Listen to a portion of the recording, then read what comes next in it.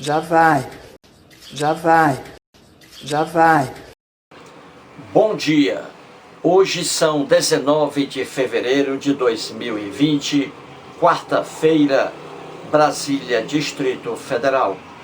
Mais um vídeo sobre religião. Religião, pura ilusão, pura fantasia, pura superstição. Esse, o 10º vídeo, número 10, da série sobre o livro evangélico que aqui está.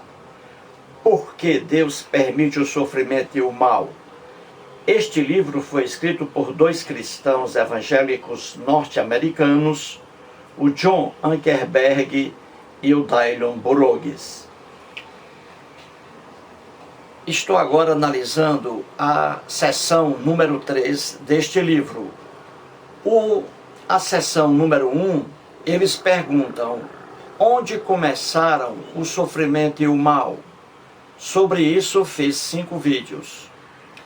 A seção 2, eles perguntam: por que Deus não elimina o sofrimento e o mal? Sobre essa seção fiz 3 vídeos. E agora a terceira seção, que a pergunta é: por que acontecem coisas boas a pessoas ruins e coisas ruins a pessoas boas? Essa aí é a seção número 3 e a última aqui que será analisada no livro. Muito bem. Sobre essa seção aqui, o segundo vídeo, número 10, este. O primeiro foi o vídeo número 9. Já mostrei algumas coisas aqui. Muito bem. Então eu vou aqui passar para a página 52. Como eu sempre digo, eles fazem a pergunta e eles escrevem aqui coisas não relacionadas com a pergunta em si, respondendo a pergunta em si. Aí passam aqui a escrever besteiras. Antes de ler aqui o que está na página 52, mostro novamente aqui o comentário feito pelo Edson Martins, o internauta Edson Martins, que mora no município de Rio Grande da Serra, no estado de São Paulo, bem perto de Santos. O Edson Martins, em meu vídeo de ontem, com o título Deus, Pecado e Sofrimento, em relação a este livro evangélico aqui, ele escreve assim, o Edson Martins, abre aspas: esses escritores evangélicos, não tenho dúvidas, são homens que agem de má fé, fecha aspas. O Edson Martins diz isso porque livros religiosos, principalmente evangélicos, ali só há neles bobagens, muitas ingenuidades. É por isso que o Edson Martins acha, ele não tem dúvida de que esses escritores aqui, evangélicos, eles agem de má fé. Porque, sob o olhar de Edson Martins, é impossível uma pessoa normalmente, mentalmente sadia, ler o que está aqui neste livro e acreditar. Daí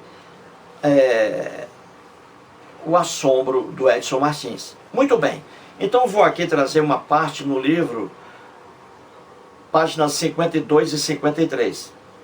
A pergunta que eles fazem aqui, os dois evangélicos, é: que bem pode surgir do sofrimento?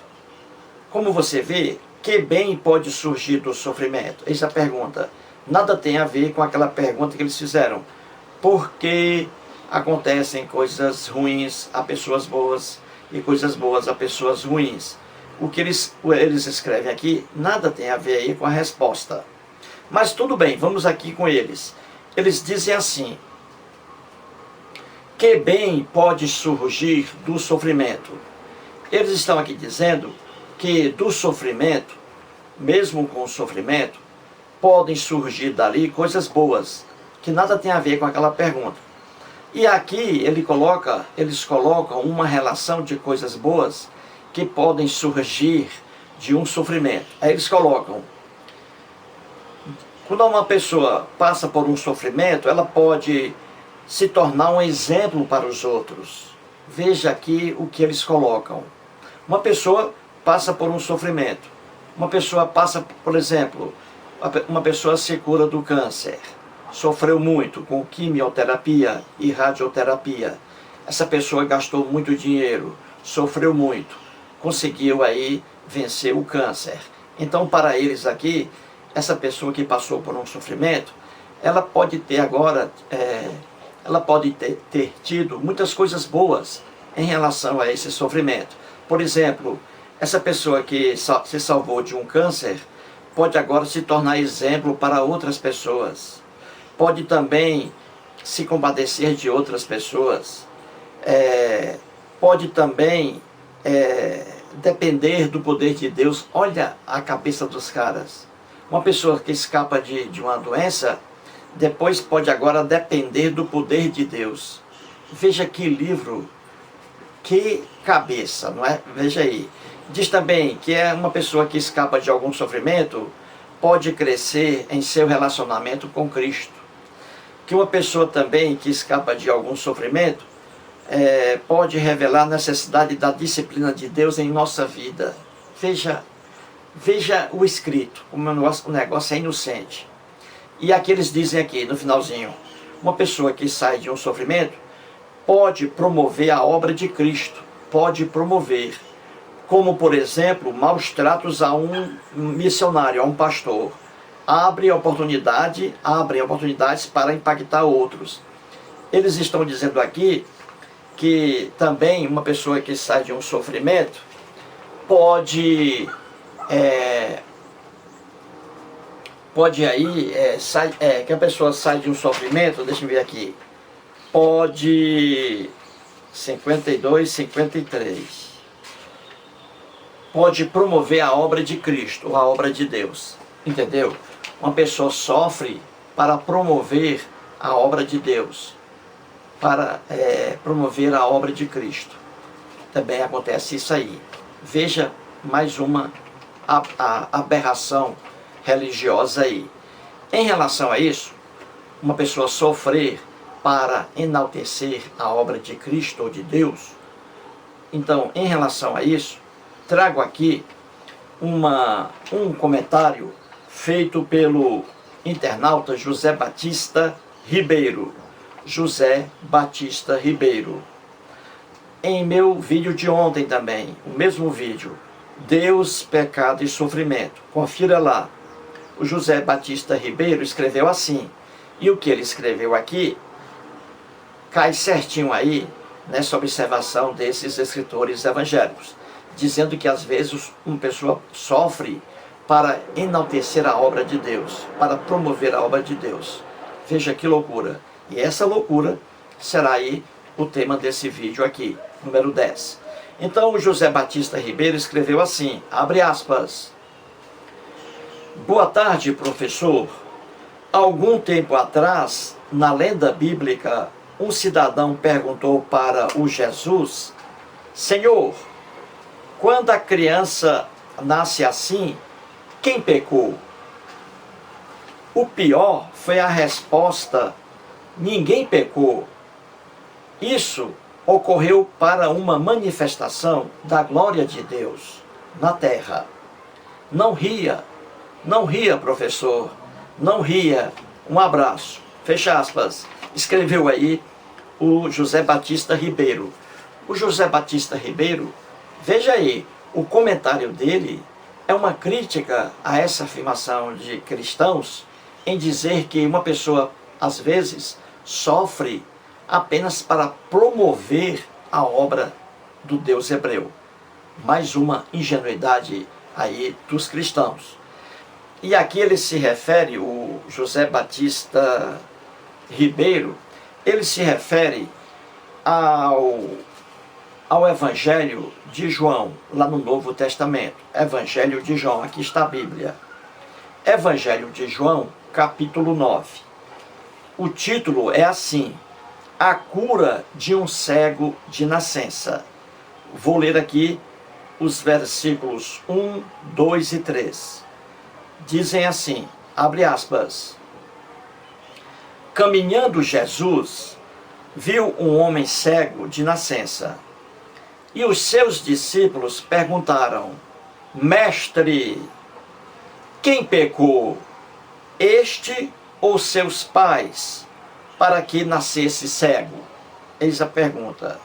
Respondeu Jesus: Nem ele pecou, nem seus pais, mas foi para que se manifestem nele as obras de Deus. Fecha aspas aí. É sobre essa passagem aqui o comentário do José Batista Ribeiro. E ele aqui pediu para que eu não risse, porque é para você rir diante dessa ingenuidade aqui. Muito bem. O que acontece aqui, gente, em Evangelho de João, capítulo 9? A cura de um cego de nascença. Jesus aqui, quando eu digo Jesus, não me refiro, obviamente, ao Jesus histórico.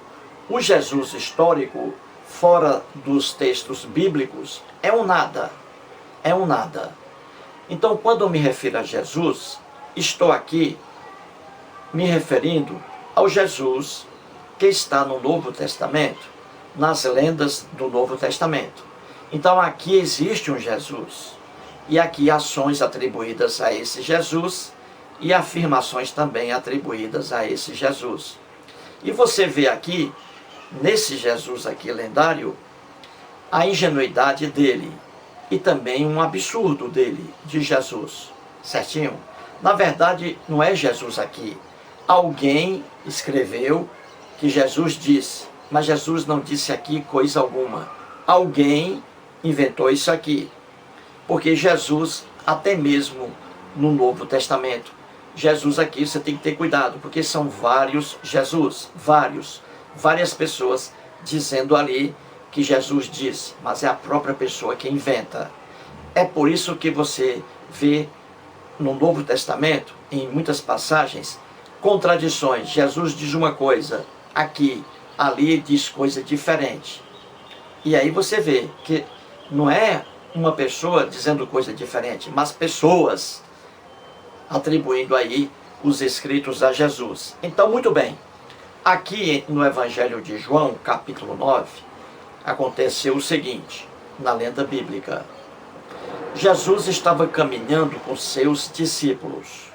Jesus avistou um homem, um mendigo que pedia esmolas, um homem que era cego de nascença.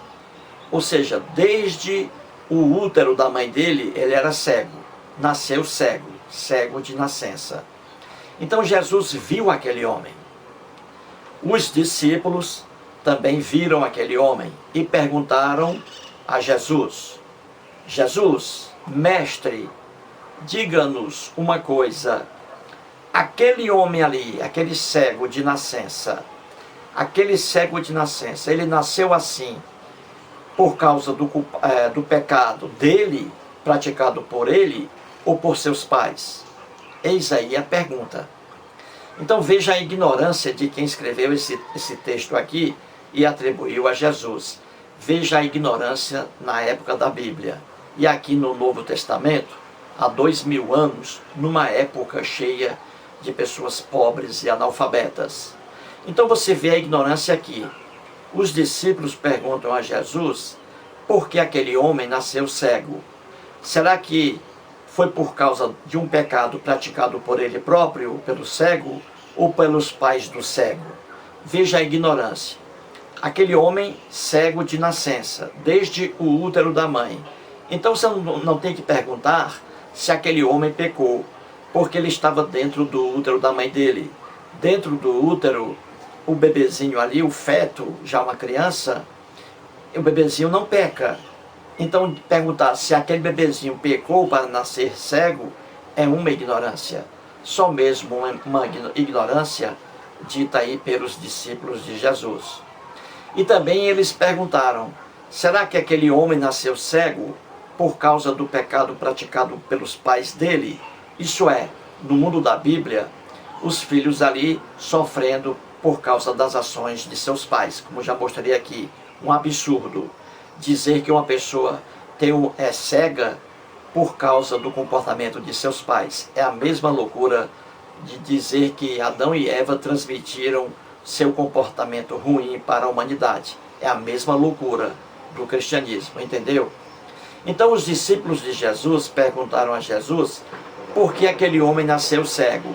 Será que foi por culpa do pecado praticado pelo próprio homem cego ou pelos pais dele? Viu a bobagem? E Jesus deu uma resposta pior ainda, mais idiota ainda. Jesus aqui deu a resposta. Jesus disse aos seus discípulos que aquele homem nasceu cego não porque ele pecou e não porque os pais dele pecaram. E aí Jesus é pior ainda. Jesus está dizendo, disse a seus discípulos, que aquele homem nasceu cego para que se manifestem nele, naquele homem, as obras de Deus. Porque aí, na lenda bíblica, Jesus curou aquele homem. Ele voltou a ver, a enxergar. Então veja que a resposta de Jesus é ainda pior que as perguntas dos próprios discípulos. Jesus está dizendo aí que aquele homem nasceu cego, aquele homem que já é um adulto e é um mendigo pedindo esmolas, aquele homem nasceu cego, não porque ele pecou e nem porque seus pais pecaram, mas para que o Deus hebreu se manifestasse naquele homem, com Jesus aí curando, mostrando que tinha poder de curas, na lenda bíblica. Então você vê, a resposta de Jesus é ainda pior do que as perguntas dos discípulos. E é uma resposta ainda mais monstruosa. Jesus está dizendo, vamos agora, Jesus está dizendo que aquele homem nasceu cego, já era cego no útero da mãe dele.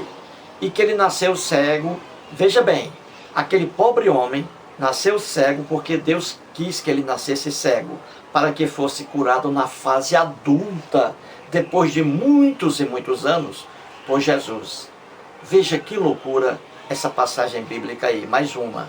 Então Jesus está dizendo que aquele homem já era cego no útero da mãe, e isso foi vontade do Deus hebreu. Então veja que maldade em cima de um ser humano. Aquele homem nasceu cego, coitado. Foi um bebê cego, com todo o sofrimento. Porque uma pessoa cega passa por vários sofrimentos, por vários males. Uma pessoa cega não tem uma vida, não leva uma vida, não desenvolve uma vida como uma pessoa que enxerga. Então, aquela criança, durante toda a fase de sua infância, aquela pobre criança não teve uma vida plena, porque Deus queria que ela ficasse cega, para só depois de adulto é que voltaria a enxergar. Veja que loucura essa passagem aí. Então, aquela pessoa está cega, a criança, toda a infância cega, e aí vem a fase de adolescência. Em toda a sua adolescência, cega também. Não brincou como os demais amigos de sua casa ali, de sua rua. Não brincou com os amiguinhos porque era cego. Não tinha como fazer brincadeiras normais por causa da deficiência visual. Os meninos iam brincar, aquela criancinha cega não brincou, até mesmo na sua fase de adolescência, por causa da deficiência visual, por causa da cegueira, não viveu uma infância, não viveu uma adolescência. E a criança cresceu cega, porque Deus queria que ela ficasse sempre cega, para que, depois de muitos anos, fosse curada por Jesus. Veja que loucura, gente. E isso aí está na Bíblia, João, capítulo 9. Aí essa criança passou pela fase de adolescência, tornou-se um adulto. E agora aqui era um homem. Aí com seus 30 anos de idade, quem sabe, 50 anos de idade, era um homem. E por causa da cegueira, ele passou a pedir esmolas. Ele era um mendigo, porque não teve condições, como outras pessoas, de ter uma profissão na época, de estudar, porque era cego. Então tudo, a cegueira negou uma vida maravilhosa para esse homem. E aí ele chegou ao final pedindo esmolas aí. Ele era um mendigo por causa da deficiência visual dele. A cegueira acompanhou esse homem em quase toda a sua vida, atrapalhando ali seus planos, trazendo sofrimento não só para ele, como também para a sua família. E tudo isso diz a Bíblia, porque Deus queria que ele ficasse cego quase a vida toda, para depois voltar a enxergar por causa de Jesus, para que se manifestasse nele aí a obra do Deus hebreu. Veja o que é a religião, o que é a Bíblia. E aí, na lenda, o homem depois já na fase adulta, quem sabe aí com seus 30 anos, ficou cego aí durante 30 anos, durante 25 anos, ficou cego apenas para que Jesus aí revelasse as obras do Deus hebreu nele, para que curasse esse homem. E aí ele voltou a enxergar. Voltou não, passou a enxergar, porque ele era cego desde a nascença. Então você vê que essa história, gente, é monstruosa. Qualquer pessoa normal, com a mentalidade, com a mente boa, sadia, vê isso aí e vê que é uma história monstruosa. Em que nessa lenda boba, o Deus hebreu quis que um ser humano nascesse cego e ficasse cego quase toda a sua vida. Só para que depois passasse a enxergar, para que nele se manifestasse ali a obra do Deus hebreu, para que Jesus, curando aquele miserável, aí o povo iria ficar confiante no Deus hebreu. Então veja, o Deus hebreu usando uma cobaia, um ser humano, desde o útero da mãe, passou a infância cego, adolescência cego, para só depois, na fase adulta, já homem, chegar a enxergar, por causa aí do milagre de Jesus na lenda bíblica. Então você vê que isso é uma história monstruosa, é uma história que causa repugnância a qualquer pessoa mentalmente sadia. Mas os fiéis cristãos leem isso aí e não sentem isso. Portanto aí, mais um vídeo, e parabéns ao José Batista Ribeiro pelo seu comentário aí belíssimo. Muito obrigado.